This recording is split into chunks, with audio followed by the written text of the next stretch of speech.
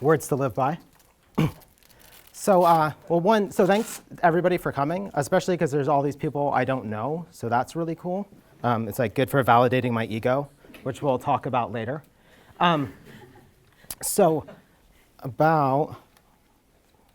I just got this app to control the slideshow thing, and it's a little sketchy. Last December, I got the documentary Gerhard Richter Painting to show to the last class of my Foundation 2D class. Kind of like a celebration, like we'll have coffee and we'll watch a movie. And I'd seen the preview for it, but I really knew nothing about Richter. I knew that he made amazing paintings, but I didn't even know the extent of that.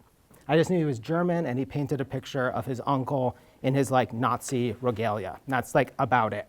But I was watching this movie, and within about 10 minutes, I was struck with this notion of this movie is not at all about painting, and it's entirely about how to work as an artist or really as anybody else. But it's basically like a sort of masterclass in productive creativity. And it's greatly affected me. So I think you saw my desktop, if you saw it before it started, it literally says WWGRD, because I constantly ask myself, what would Gerhard Richter do? And then I do things so this is I'm frustrated, I'm not feeling the work, or I'm stuck, and I go, okay, I'm Gerhard Richter, what do I do? And usually that means that I need to close the 8 windows with 79 tabs that are open. This is real, it's not a joke. And then stop downloading Japanese noise and listening to weird pickup artists and stuff like that.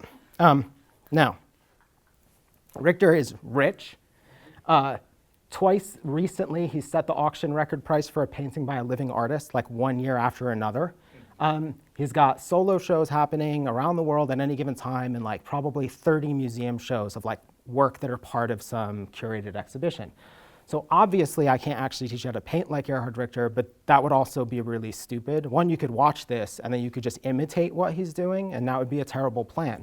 What we can talk about is how to work like Richter. And I've divided this into kind of 2 parts. The first part is how to work. So it's ritual.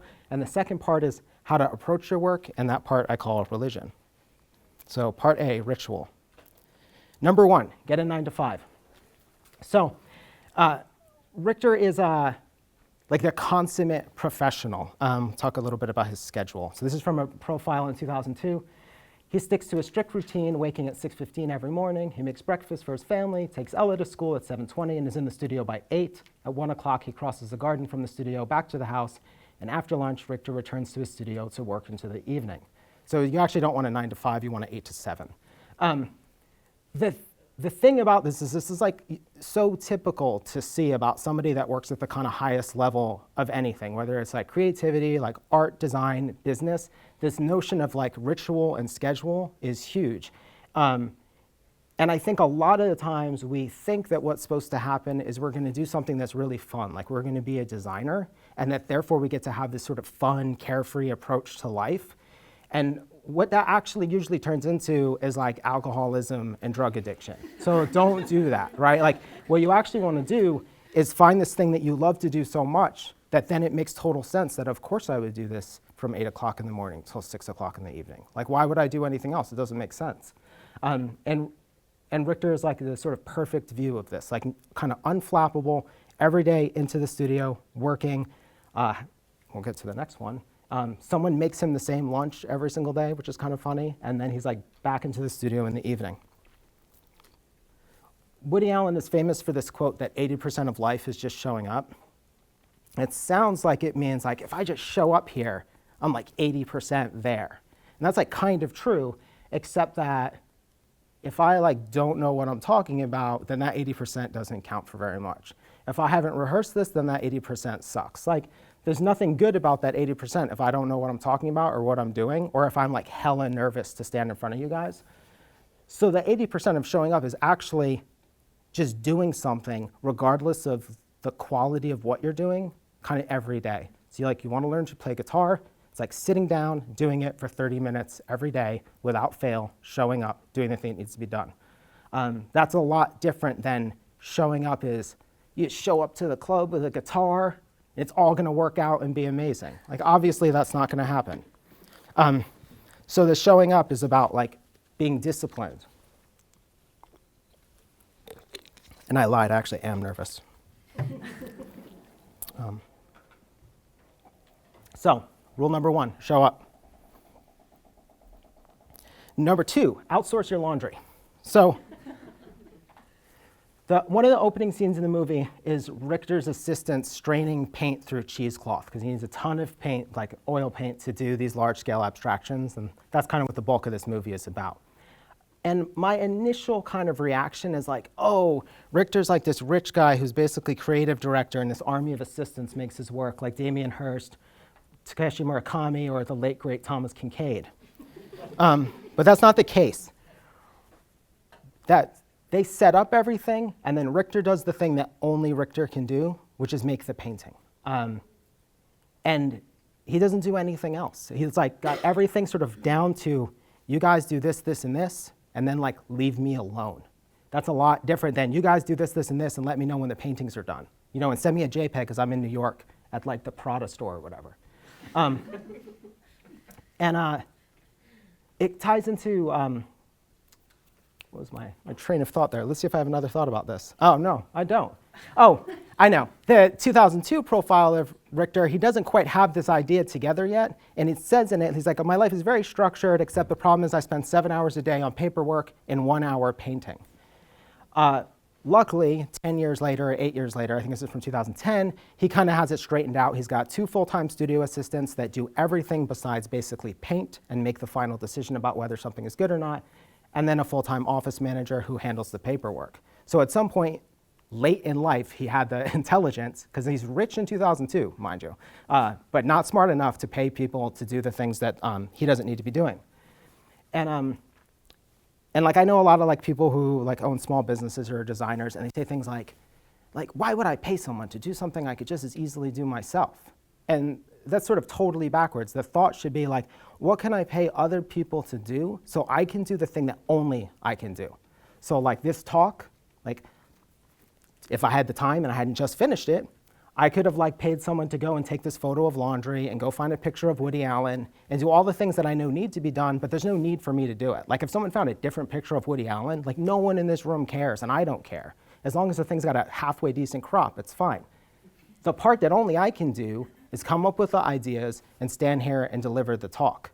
And in like so in a project where like you're working sort of smartly, like you're doing the thing that you know how to do, and you're not sitting there like screwing around with like, no offense, I love craft, but you probably don't need to be the one framing your work. You just need to be the one to say that frame there. So if you're scared of this, I propose that you start with your laundry, because I think that laundry is one of the biggest like wastes of human energy on the planet. Fortunately, I have a new 4-month-old baby and I have to do laundry every single day, and it's not practical to go drive down 26 to Rainbow every day and have them do it. But once she is not pooping and vomiting on things all the time, the people at Rainbow at the corner of 26 and Hennepin are gonna be like doing that thing where they wash your laundry and then they shrink wrap it and it's like this amazing little package, and it's gonna cost like 20 bucks a week. So outsource your laundry or delegate. 3, don't listen to Mozart. So tech people always talk about like a distraction-free writing environment. So like the exact opposite would be Microsoft Word, where like pop-ups are happening, there's like a million little menus and it doesn't actually fill the whole screen. And then there's something like, there's any number of them, but there's one called like IA Writer, where there's no menu. There's like nothing, the menu only shows up if you roll over to a certain area, so all you can do is sort of write. Richter works in a distraction-free working environment. There is nothing in this room besides ladders, canvases, this paper to catch some stray paint, and the station to like set up the squeegees to have the paint on. There's literally nothing. I'm slightly mistaken. There's a coffee pot in the corner, but there's nothing else happening in here. And this goes along with this idea that like Richter's only doing what he can do, and he does it with 100% focus. And this is like one of those things like, in the New York Times profile, they think he's like OCD. I think that he's unbelievably focused and recognizes that if there's a laptop with Twitter open, I'm gonna go do that instead of paint. Or I'm gonna be like, oh, I should see what's going on. I'm gonna get all those little like dopamine hits. So Richter's studio, nothing. And but I was struck by that idea that you never hear music, because like that's like the big sort of story, right? Like music is conducive to creativity and problem solving, and we should all listen to Mozart, and we should have our babies listen to Mozart, and all of this stuff. But I wonder if he's like really onto something in not listening to music. Like, I don't think it's a preference, like, oh, I don't like to listen to music while I work. I think it's like a disciplined approach, like, I don't do anything but work when I'm working. If I want to listen to music, I'll go listen to music. And the reason I bring up the Mozart is because there was this, there's this blog called Joel on Software. And this guy, Joel, owns a software company. And one of the rules is that he doesn't want any of the programmers listening to music while they work. He'd rather they all have private offices so that they don't have to be distracted by other people, because if you work in an office, you know, like, you put headphones on to block out everybody else. But he cites this study, and I cannot find the actual blog post, though I swear I've read it. It's Joel on Software. It's like not nonsense, but like I dug through it for hours one day and couldn't find the post. It's like from 2002 or something. So these researchers want to find out, like, is listening to classical music conducive to creativity? So they take two groups of college students. They give them multiple choice tests, like the identical test. They have group A, doesn't listen to music. Group B listens to Mozart. They take roughly the same amount of time to do the test. They score roughly the same. The major difference is that group B, the one listening to Mozart, no one points out that the answers are a pattern that goes A, B, C, D, A, B, C, D, A, B, C, D, A, B, C, D for a really long time, like, so that you purposely would see the pattern. Like, it's obviously not an accident. In group A, everyone has like a few different responses. One response is they stop taking the test, bring it up, and go like, hey, do you know all the answers are a pattern? They decide to stop reading the questions and just fill in the pattern and take their chances with that. Or they're kind of paranoid, like, what if it's a trick and it's not really a pattern? Like, you get to the bottom and it's like all of a sudden the answer is B instead of A. But they still point out, hey, do you know all the answers are a pattern? And so the thinking is that they're like consciously focused on answering questions, and then they're sort of subconsciously focused on this other thing that they've said is important. They have headphones on, right? Like, they've declared, I am listening to music right now. So their brain basically processes these two things and misses literally like a pattern that is right under their noses. And I think that Richter is making $200,000 paintings. He probably doesn't want to miss patterns that are like right under his nose. So focus on one thing at a time. Number 4, get real. So these are people doing cosplay as Transformers on the Vegas Strip, which is really dope. I guess I lost the photo credit. I apologize to whoever on Flickr. It's a Creative Commons thing, so it's not super rad. So this is Richter's studio again. It's like everything you would expect somebody with $40 million, like what their painting studio would look like. It's huge, giant high ceilings, beautiful, pristine white walls. He's got tons of space, right? It's not like that thing where you have to be crowded with a million paintings in order to work. There's not like, paintings aren't really drying in here. Like, they get to go into another area to dry. So it's like the perfect studio. But what's amazing, and what I think is really brilliant about this, is that this is actually a gallery. And I don't mean the gallery in the sense of like I paint in a gallery and it's a conceptual art project about process. I mean that he's built a studio that mimics the exact environment at which the work is seen. So that like the paintings are hung at, not at the height that I think is convenient to paint them, they're hung at the height that they get hung in the gallery. I think that that's pretty significant. He does this other thing. Remember, he's got nothing else in the room, like a gallery.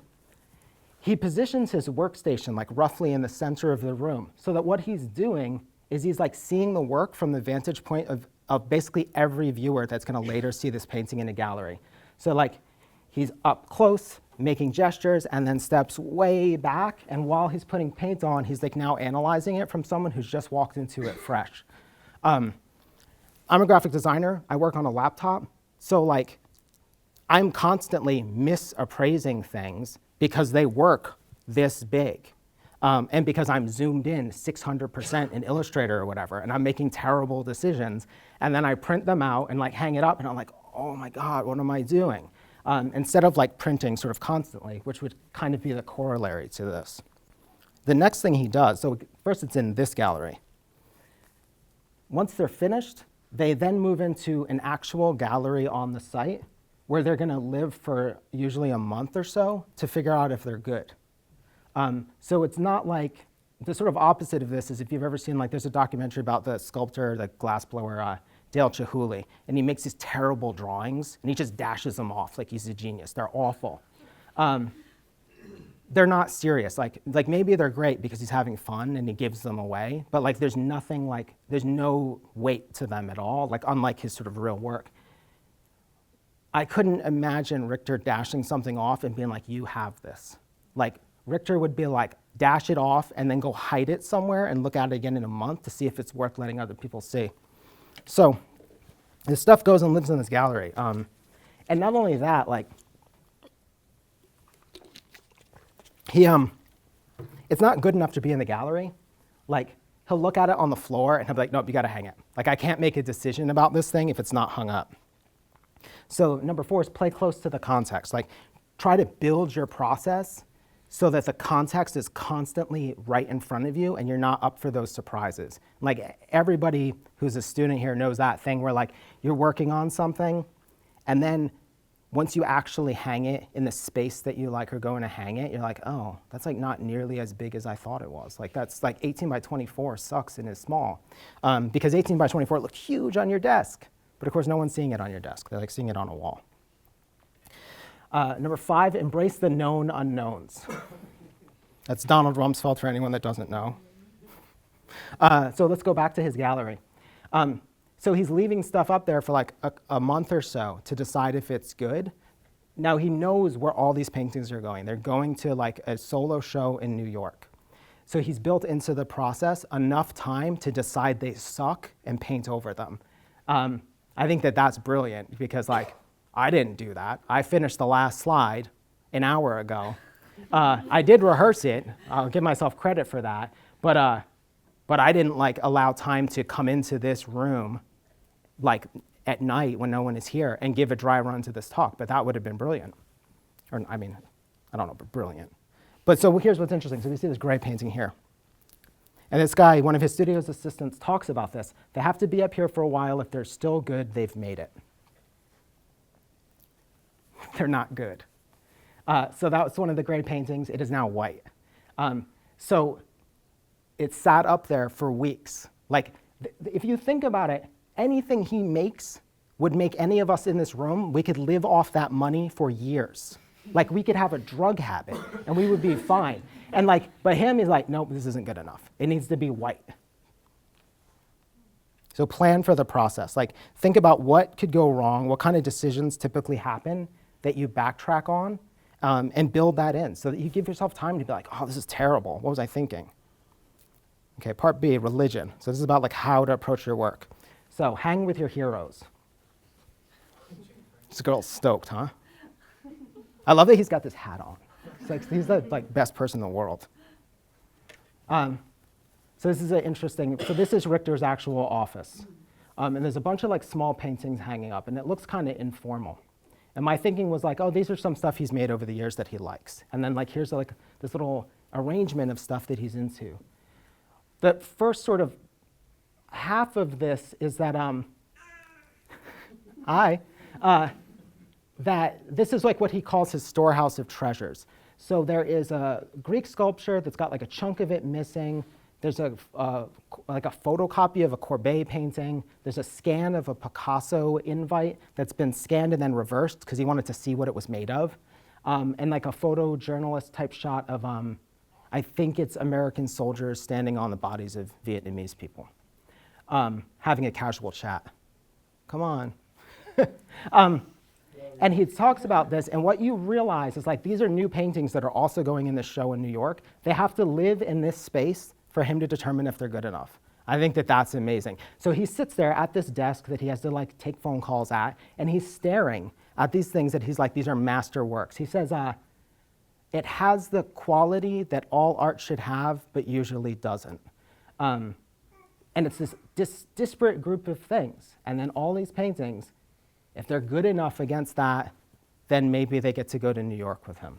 And one of the things you sort of see is like the way that he thinks, that like level of standard, it makes sense that he wouldn't be listening to music when he's working because he wants nothing happening that might distract him from anything. Like I think the music could almost be seen as a way of being kind of high, like it puts me in a good mood, and then I like everything I'm making better. And he wants to be sort of very level and be like, is this as good as a photograph that a photojournalist took during the Vietnam War?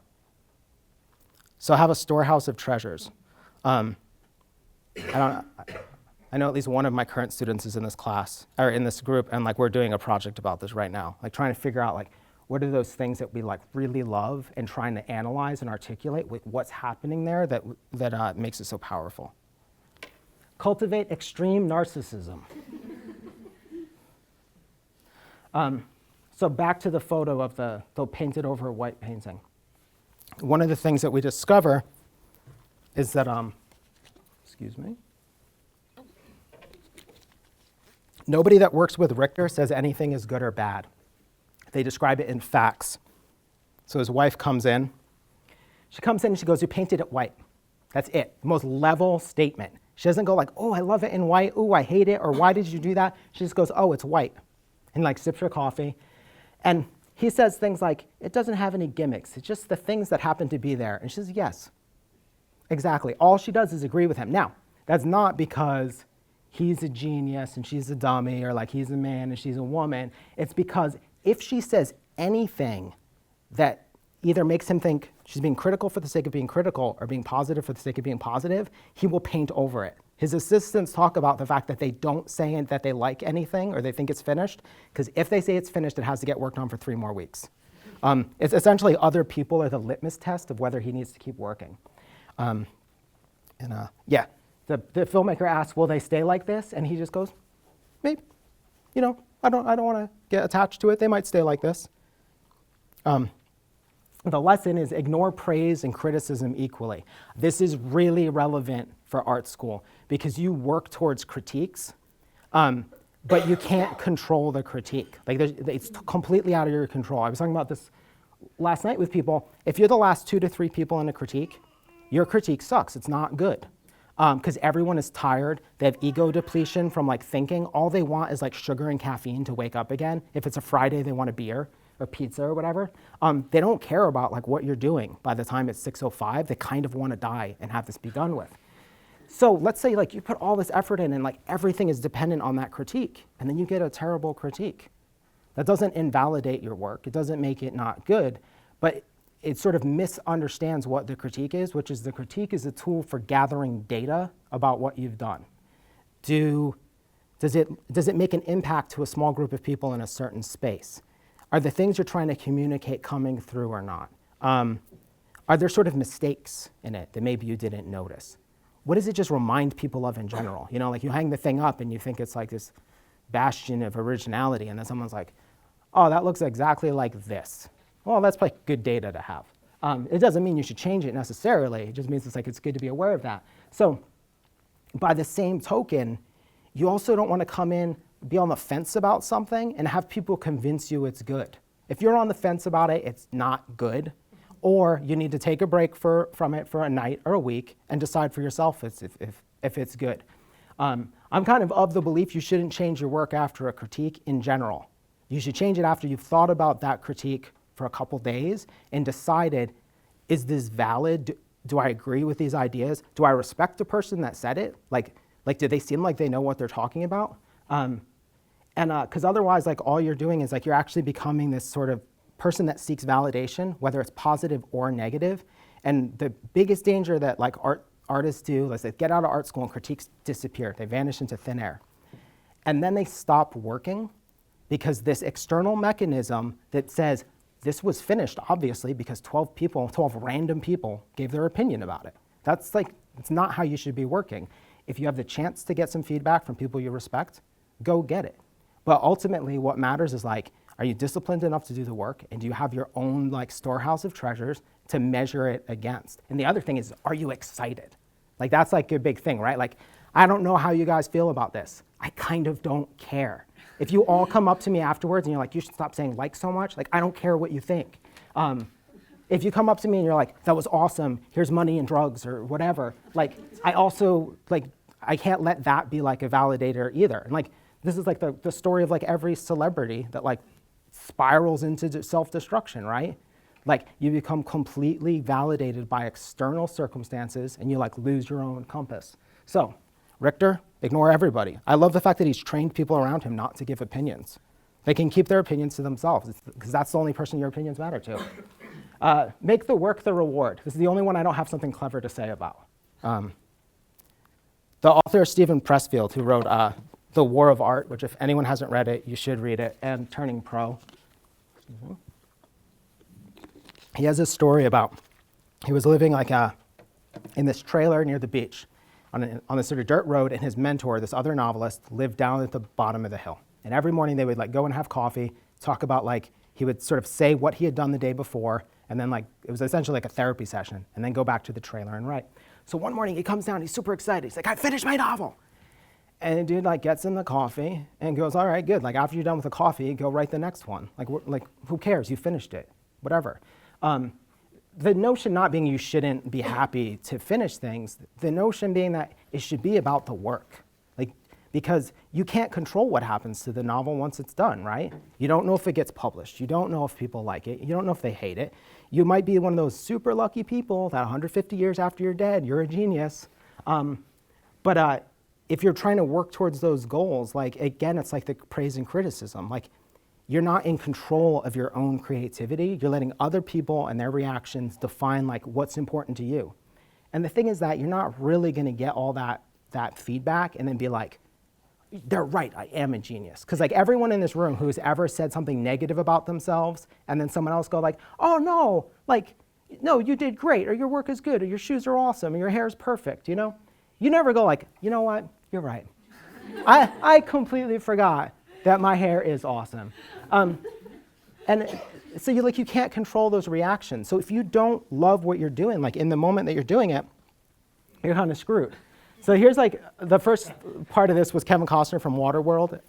So Waterworld is a movie that came out in 1995. It's a total debacle. They spent $235 million on both the production and the marketing, and this is like in 1995 money. Now that would be $2 billion, no. And it made $88 million at the American box office, which means it really made like $45 million maybe. And it was panned universally, though me and my wife, we saw it twice at dollar theaters. It's awesome. So again, ignore everyone else. But so like we have Kevin Costner and we got Dennis Hopper. I don't know what was going on in Dennis Hopper's life that he had to take this movie at this time, because like Lawrence Fishburne turned it down, Gene Hackman turned it down, all these like geniuses turned this movie down, and Dennis Hopper's like, I'll do it. So they make this movie, right, that's like universally panned, like it's like ostensibly it's terrible. But like in this moment, like you can't figure out like, is the movie gonna be popular? Is it gonna tank? Or is it gonna be like the next Citizen Kane or Die Hard, let's say, that'd be a better example. Like something that's awesome. You know, like you don't have control over any of that. You don't know whether the reviewer at the New York Times is gonna care. So like, what is it, 20 years later almost, I would hope that whatever they were doing in this moment was worth it. Like I would hope that they weren't phoning it in, that they weren't secretly thinking, why am I doing this? Because like all you kind of own is what's happening right there. And I sort of think about like, again, the idea of like not knowing expectations, like no one could show, like two people could have shown up to this. So then do I do a crappy job based on that? Do I like run around super disappointed? Like, oh, only two people showed up. Like, big deal. There were two people. I would have the same conversation over lunch with two people, and it would be an awesome conversation. Hopefully, I'd let them talk. But the general idea is like I can't control anything that you do, right? Like, I can't control your reactions. I hope that they're like, that thing about Kanye West saved my life, you know? But that's not gonna happen, and I can't control it. All I can do is like sit here, be excited to do this, and own what happens between now and the time that I shut off this slide projector. And it's like the same for the things that you make. If you really just want to make money, like you wouldn't be here. You could go work at a bank and then destroy it in the process of only wanting to make money, right? Like it's like what Lehman Brothers is all about. Don't make the work the reward, make the reward the reward. But the reward is like tenuous. Like you don't know if you're gonna get it, but this crappy movie, or what everyone thinks is crappy and I think is awesome, it still exists, right? Like all these movies are like still around. Can you imagine how many people see some dumb movie they made and are just like, why did I do that? And it's on like TV like at 11:30 at night on a Tuesday every week. Oh, I got a blank one for some reason. So, make the work the reward. So to recap, show up, delegate, do one thing at a time, play close to the context, plan for the process, have a storehouse of treasures, ignore praise and criticism equally, and make the work the reward. So, using what I think is like this process, Richter's made like 1,600 paintings, 300 prints and editions, had 200 solo shows, 150 works on paper, produced 47 books, and 4 large, massive sculptures, since having a stroke at the age of 68. Think about that. Most of us couldn't do this in our lifetime. This is a guy who like had a stroke, and that's what he's done in the short period since then. Now, could you do that if you were doing paperwork all day, or straightening your own paint, or I don't know, like every time you had a solo show in New York, you're like, let's take a 3-week vacation and do coke the whole time. Like, sorry, patience. So, like, no. So, like, this is what it's about. And I think when you're like sort of stuck and you don't know what to do next, or like you're not sure like how to work, it's like, one, watch this movie so that like it all comes in, because it's much more poetic when you see it and don't have me telling you about it. And like think, what would Gerhard Richter do? And chances are that meant that the night before you should have cleaned off your desk so that you're not distracted by the city pages, as is wont to happen. Thank you.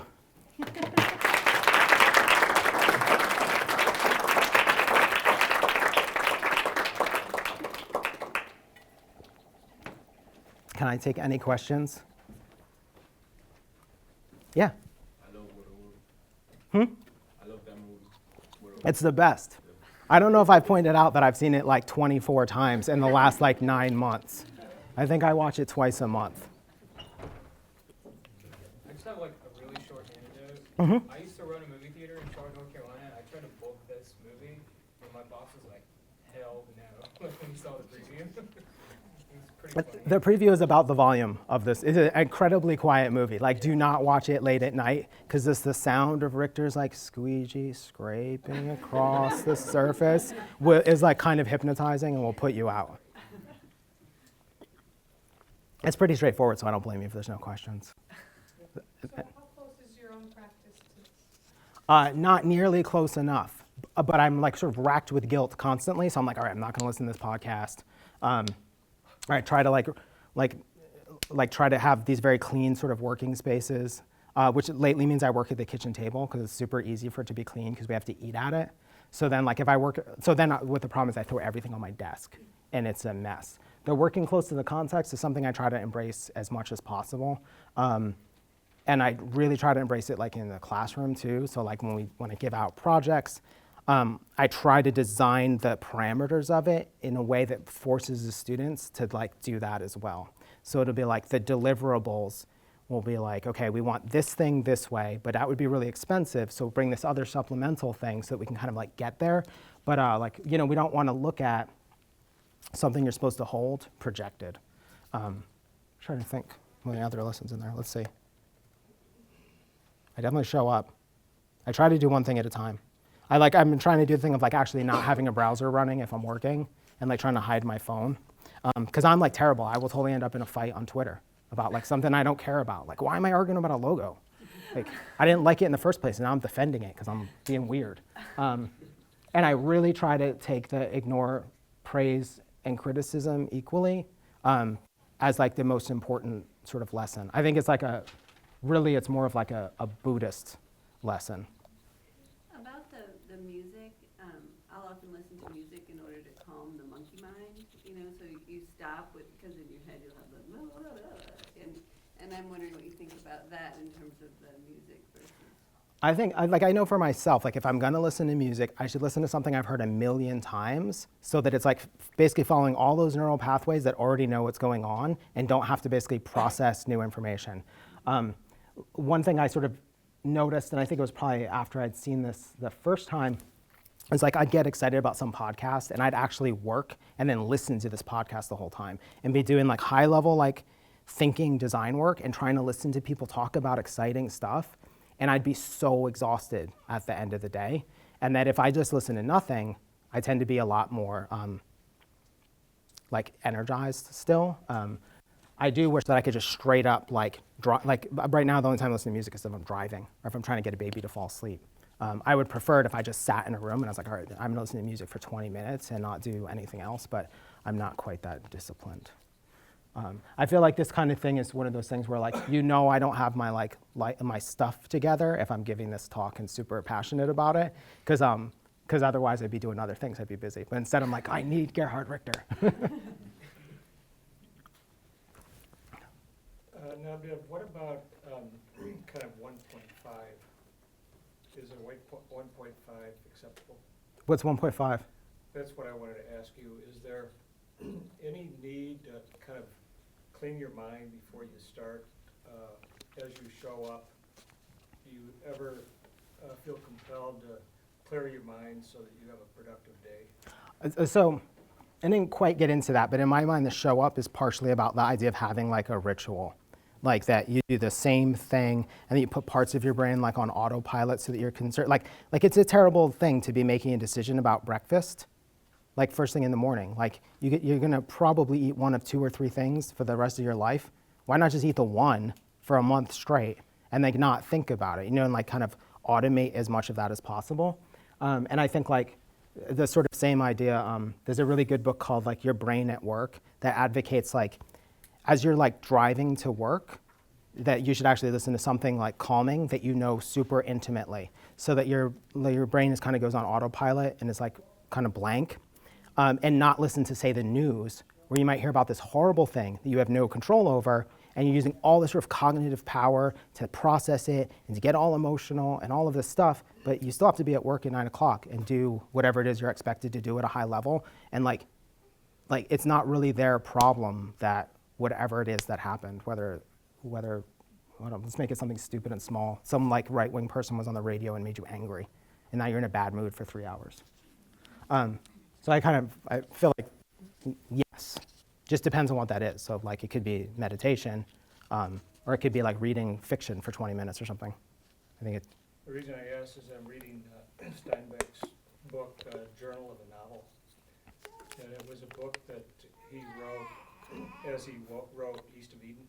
So I read East of Eden, and then I found out he wrote this book, and it's a diary of him writing the book.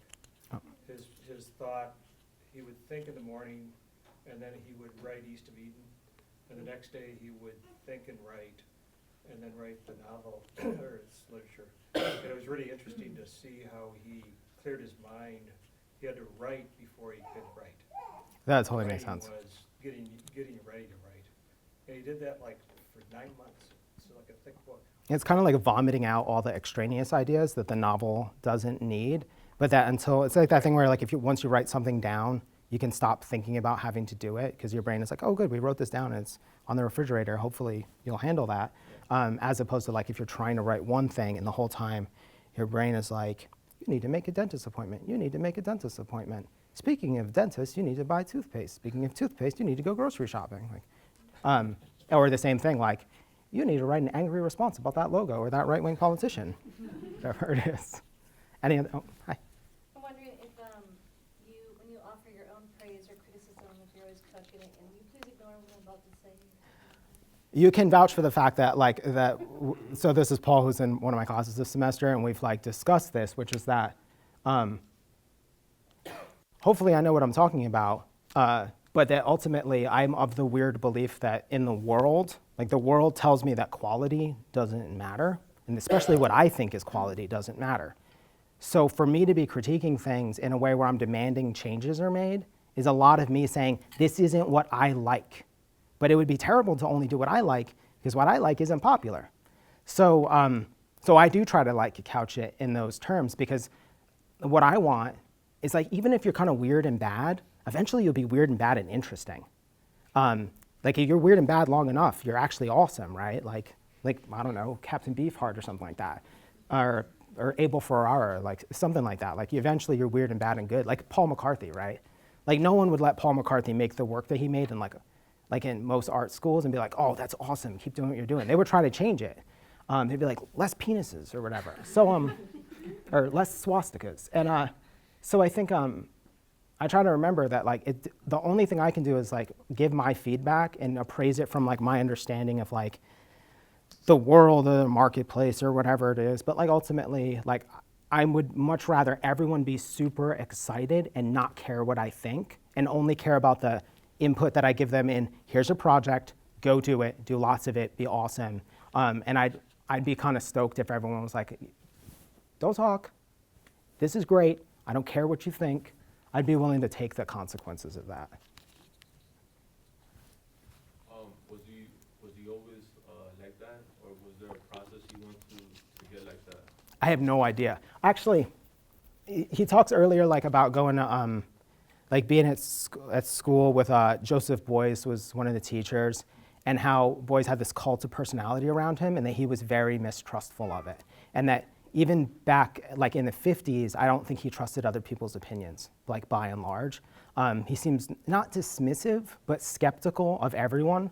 And if you sort of like look at his work as a whole, he's skeptical of pretty much everything that exists. He's skeptical of political systems, he's skeptical of styles, he's skeptical of dogmas, ideologies. So I think it's natural that he's skeptical of opinions. And he wasn't popular for a long time. Like, I believe it's one of his candle paintings is one of those ones that broke the record for a work sold by a living artist. None of those paintings sold when he first painted them. And he was like a well-known painter, and everyone was like, oh, what happened to Richter? He's lost his mind. Why are we looking at 13 boring pictures of candles? And then all of a sudden, those are like, you know, $100 million paintings. So I'm not totally sure, but it doesn't seem to me that he's like super concerned about what's going to be popular. But I was talking about like as a whole, like all these things, like what would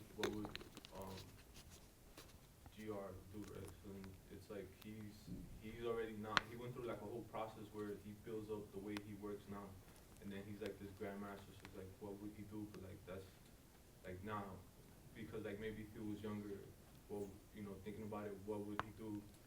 Wouldn't be as impactful as already that he went through his whole process. And now he's like efficient what he does, and that's all he does, and then that's how it impacts you. Like, Yeah, I think that makes sense, because like the thing is, I'm willfully ignoring any other text I can find about him. Like supposedly he wastes time. That I don't believe this for a minute. Like I'm not buying that this guy wastes time gardening, even though he claims that he does. The whole thing is like I'm taking this narrow slice, 70 minutes of footage taken over a year or 6 months or whatever, and I don't think the director, I think that she's making a movie about painting and about a painter. That's like a very kind of detached portrait, the little bit of interview, but what I see is this movie that exposes his working methods, and the benefit to me is that it probably took 83 years or whatever to get to this place. And then it's amazing for me because I can be like, oh, sweet. Like Gerhard Richter did all this stuff. It took him forever to do it. He used to have the crowded studio filled with paintings and all of this stuff. And like now it's like all sitting there for me. So like I kind of look at it as like whether he meant to or not, like that he just passed on a whole bunch of like teaching through this movie. Almost like life hacks, if you will. Anybody else?